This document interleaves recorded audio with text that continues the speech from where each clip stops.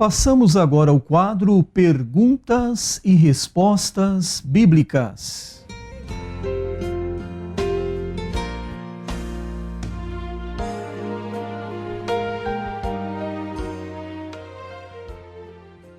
A primeira pergunta de hoje é do nosso ouvinte Antônio, do bairro Estuário. O Antônio é um ouvinte assíduo e também participa sempre que pode aqui do nosso programa. E ele faz assim a pergunta ao pastor: Pastor, os animais são mais amados do que o ser humano? Isto é correto? E eu queria também saber, pastor, qual o destino desses animais quando morrem? É uma verdade que nós observamos. Pessoas de certa condição monetária bastante equilibrada, ou às vezes até com sobra de dinheiro que dá para guardar mensalmente, elas têm uma dedicação muito grande a determinados animais, notadamente cachorros, gatos, e quase que esses animais são considerados como membros da família. E ocorre que quando um desses animais vem a morrer, há uma tristeza muito grande por parte dos donos, e ficam indagando se podem no céu encontrar futuramente esses animais.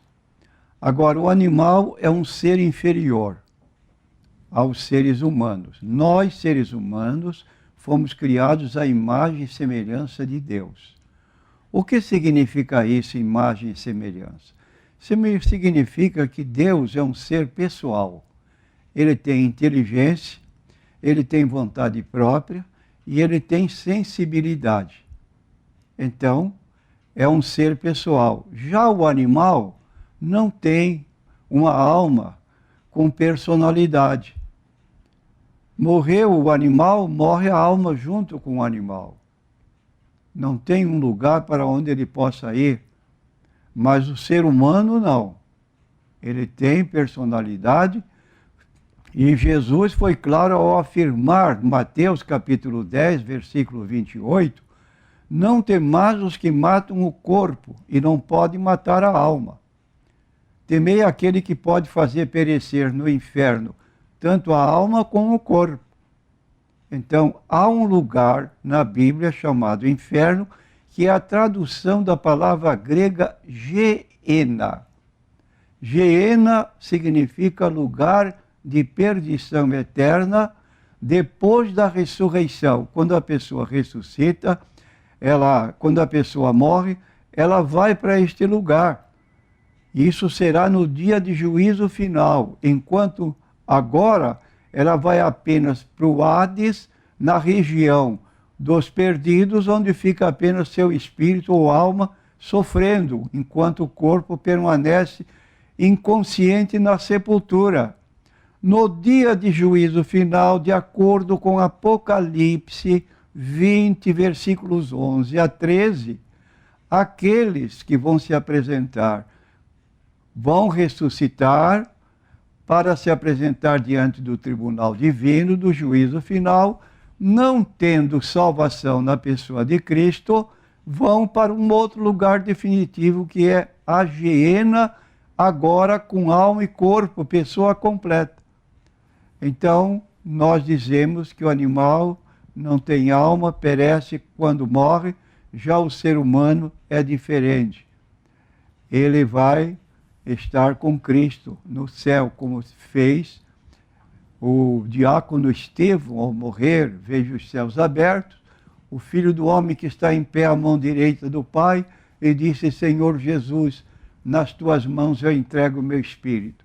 Espírito e alma são distintos, mas inseparáveis. Tanto eu posso me referir ao espírito como sendo alma, como me referir à alma sendo espírito, e então é uma maneira de se dizer a respeito da nossa parte que sobrevive à morte do corpo.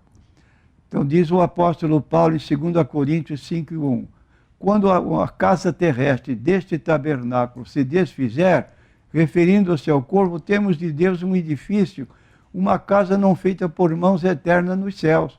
Para lá parte o crente, para estar com Cristo. A próxima pergunta, também do ouvinte Antônio.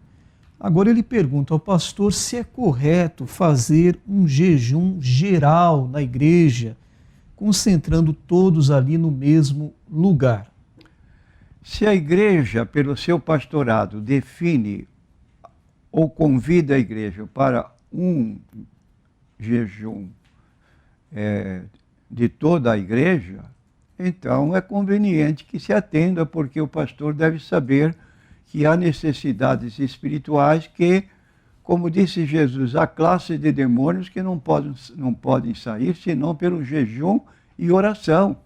Então reúne-se na igreja, em jejum, passa um período de tempo orando, e ali a igreja está se preparando para embates espirituais contra os príncipes das trevas, ou para dirimir algum problema que esteja ocorrendo na igreja. Não há nada de anormal. Quando o jejum, porém, é individual, a pessoa que jejua não deve dar margem que qualquer pessoa de fora possa saber que ela esteja jejuando, porque aí ela vai perder o seu galardão do resultado do jejum. É algo que se faz entre a própria pessoa e Deus. A pessoa deve acordar, lavar seu rosto, como se fosse um dia normal, sem comunicar a ninguém que está jejuando. Mais uma pergunta do ouvinte Antônio, do bairro Estuário. Agora ele pergunta ao pastor se pode direcionar o seu dízimo para ajudar algum parente seu que está passando por um momento financeiro difícil. É certo fazer isto, pastor? Não é certo. Em primeiro lugar, vem Deus, como diz Mateus 6,33. Buscai primeiro o reino de Deus. Agora, o irmão pode, da sua sobra, ajudar o seu parente. É uma boa medida que uma família viva em união, mormente nessas ocasiões de necessidades que um ajuda o outro. Mas entregue na igreja o que é de Deus através do dízimo. A próxima pergunta é do ouvinte Carlos, da cidade de São Vicente.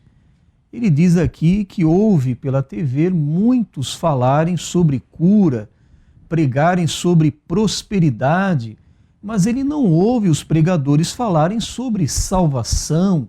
E ele pergunta, pastor, o que o senhor acha disso? O que eu acho disso é o que está escrito na Bíblia em 1 Coríntios 15 e versículo 19.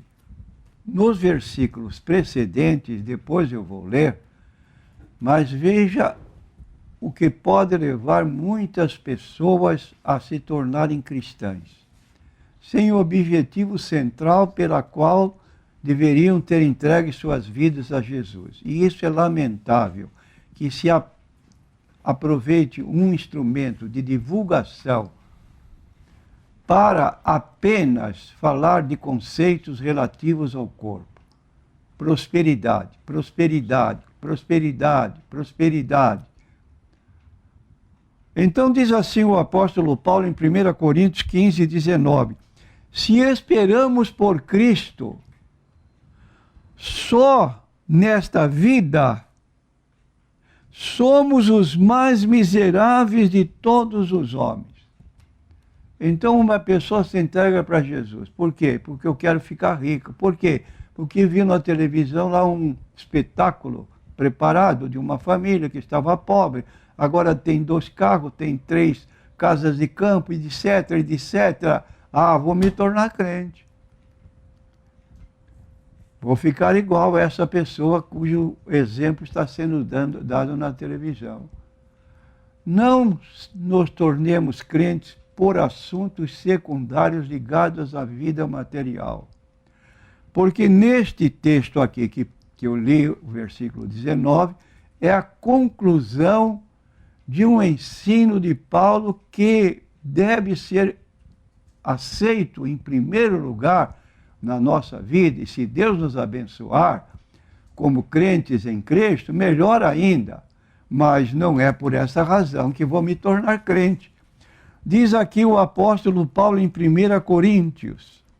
Também vos notifico, irmãos, estou lendo no versículo 1 de 1 Coríntios 15. O evangelho que já vos tenho anunciado, o qual também recebestes, no qual também permaneceis, pelo qual também sois salvos se o retiverdes, tal como vô-lo tenho anunciado, a não ser que crestes em vão. Porque primeiramente vos entreguei o que também recebi, que Cristo morreu por nossos pecados, segundo as Escrituras, que foi sepultado e que ressuscitou ao terceiro dia, segundo as Escrituras, foi visto por Cefas e depois pelos 12, depois foi visto uma vez por mais de 500 irmãos, dos quais vive ainda a maior parte. E agora, diz ele mais adiante, diz assim, ora, se se prega que Cristo morreu, que Cristo ressuscitou dentre os mortos, como dizem alguns dentre vós que não há ressurreição de mortos? E se não há ressurreição de mortos, também Cristo não ressuscitou.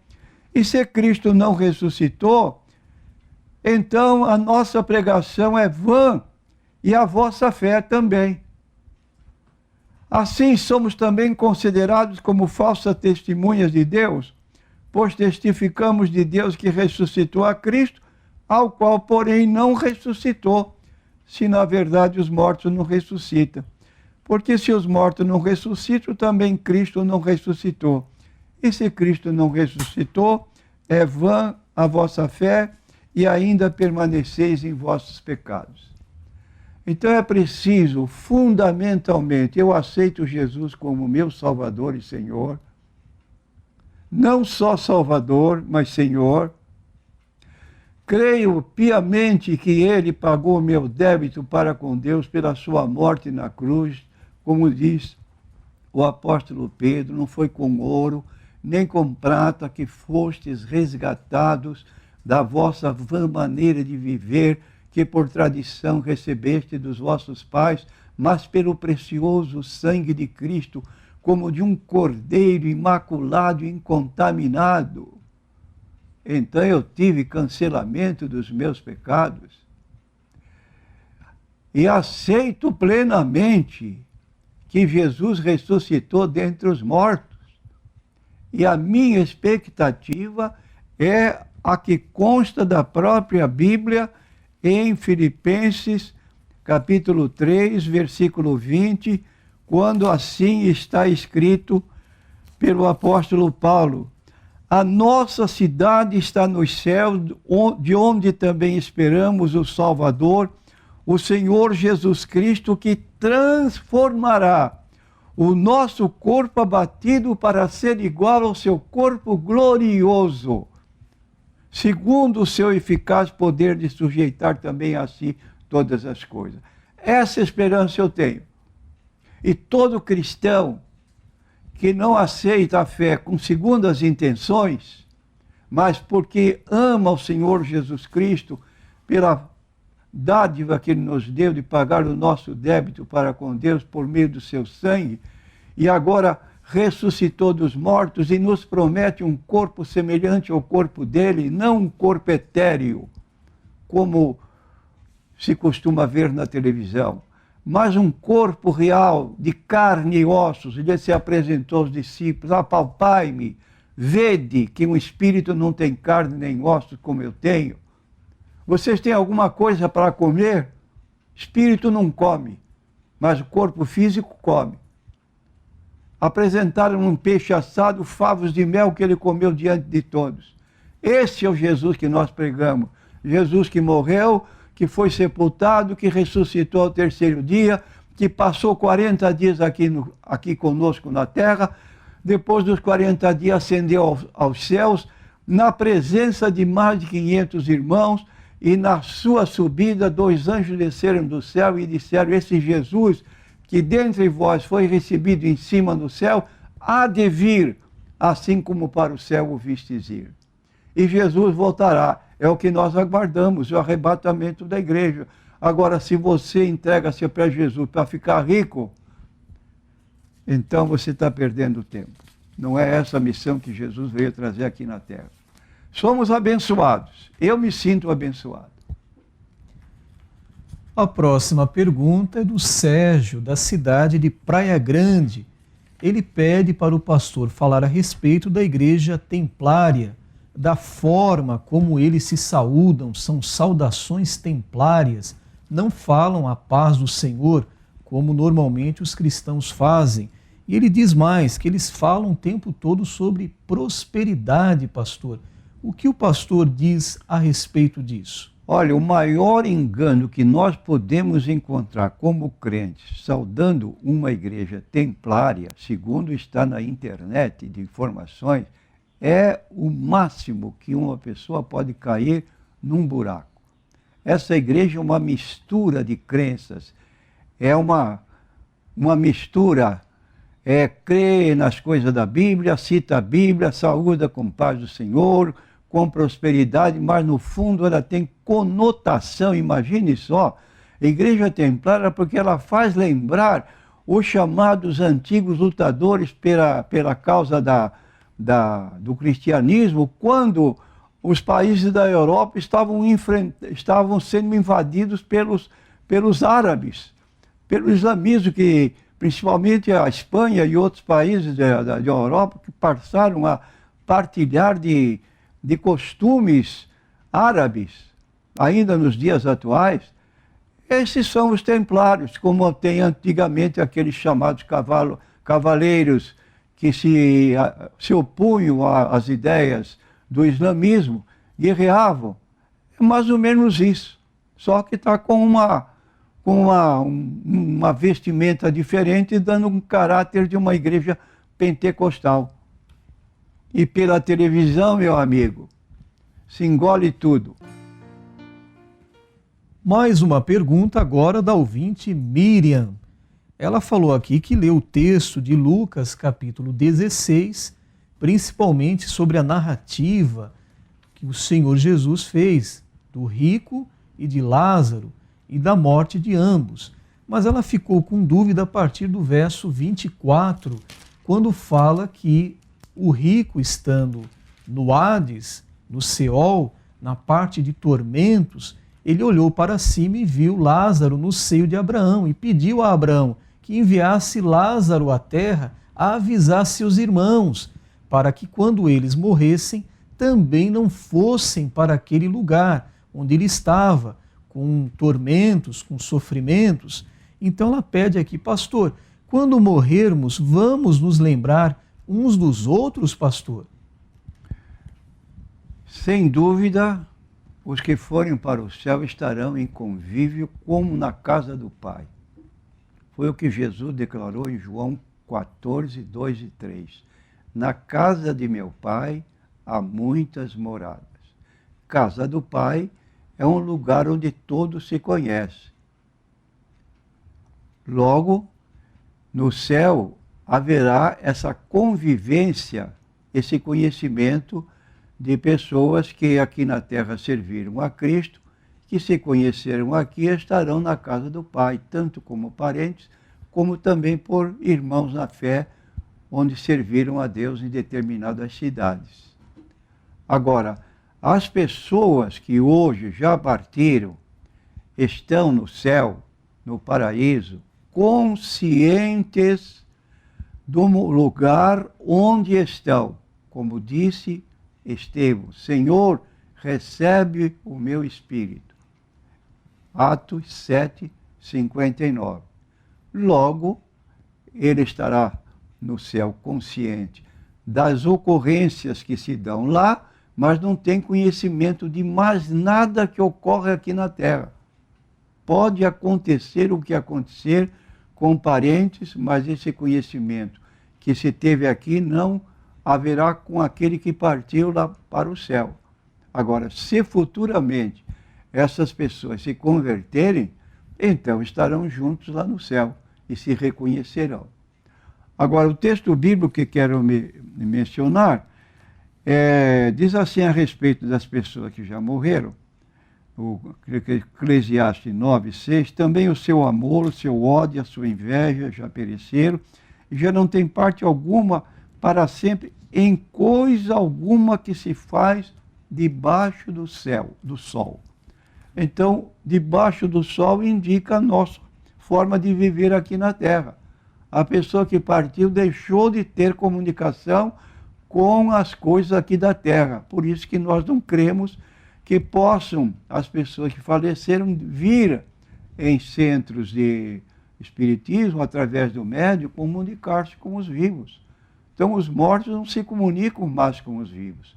Eles têm consciência do lugar onde estão, mas não têm consciência de nada que ocorre aqui na Terra. Agora, quando estas pessoas são da mesma fé em Cristo, quando deixarem esta vida, que uns podem ir mais cedo do que os outros, por exemplo, pais morrem mais cedo que os filhos podem ter encontro com seus pais lá no céu, se forem todos para lá. Agora, se os filhos não se converterem, nunca mais se encontrarão.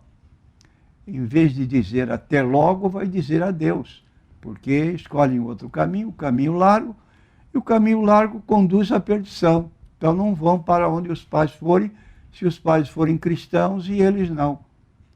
Agora, se todos forem cristãos, todos estarão juntos na casa do Pai. A próxima pergunta é da ouvinte Juliana. E ela está fazendo aqui um relato, pastor, dizendo que uma moça na igreja, ela é casada, mas ela foi assediada por vários dias por um jovem. Esse jovem insistia, pedindo que ela lhe desse um beijo no rosto. E ela acabou cedendo e beijando o seu rosto. E ele também beijou o rosto dela, pastor. Uma mulher, uma jovem casada, com um jovem que não é o seu marido. Agora a Juliana pergunta, isso se caracterizou como adultério, pastor? Efetivamente não, por não haver o ato conjugal com o citado jovem. Porém, dentro do ensino de Jesus, de Mateus 5, 27 a 29, aí ela incidiu nesse pecado. Ouviste o que foi dito aos antigos? Não cometerás adultério? Eu, porém, vos digo que qualquer que atentar numa mulher para cobiçar, já em seu coração cometeu adultério com ela. Portanto, se o teu olho direito te escandalizar, arranca-o. É melhor que se perca um dos teus membros do que seja todo o teu corpo lançado no inferno. Então, qualquer dos cônjuges que age com a liberdade de beijar o homem, que não é seu marido, e que consente que o mesmo jovem a beije, já em seu coração cometeu adultério segundo o ensino de Jesus. Normalmente, quer dizer, carnalmente não, mas dentro do conceito bíblico, sim. A próxima pergunta é NQI Homem. O nosso ouvinte não quer se identificar, mas ele faz aqui um relato para o pastor. Ele disse que tem um amigo que tem uma filha e convidou a sua filha para visitá-lo em sua igreja. Então o pai congrega em uma igreja, a filha congrega em outra igreja. Então o pai convidou a filha para visitá-lo. A filha conversou com o seu pastor e o seu pastor orientou ela: você pode ir lá visitar a igreja do seu pai. Só não participe de nada, como, por exemplo, tocar um instrumento musical, ter a oportunidade para louvar a Deus. Isso você não faça, mas você vá e visite a igreja de seu pai conforme o convite que ele está lhe fazendo. Então o nosso ouvinte pergunta: pastor, isto é correto à luz da Bíblia? Quem ela tem que obedecer? A esse pastor ou a Deus? Deve haver alguma razão pela qual o pastor, onde essa jovem coopera, diz que ela não deve participar ativamente na igreja a ser visitada. Mesmo admitindo-se que se deve obedecer a Deus, antes que os homens. Isto não quer dizer que o pastor da igreja onde a jovem congrega não tem autoridade para recomendar que a jovem, membro de sua igreja, não participe. Ela deve obedecer às ordens do pastor a que está sujeita. E por quê? Porque a Bíblia recomenda isso. Hebreus 13, 17. Obedecei a vossos pastores, sujeitai-vos a eles, porque velam por vossas almas como aqueles que hão de dar conta delas, para que eu faça com alegria e não gemendo, porque isso não seria útil. Ora, se o pastor tem conhecimento de alguma coisa que ele não quer que a sua ovelha, vamos assim dizer, a pessoa, a jovem que é membro da sua igreja, participe na outra, ele tem esse direito como autoridade da igreja onde preside, da qual a filha é membro. Então, vamos respeitar. Agora, se ele deu essa ordem, faça o que ele disse. A próxima pergunta é da ouvinte Nena. Ela é da Assembleia de Deus.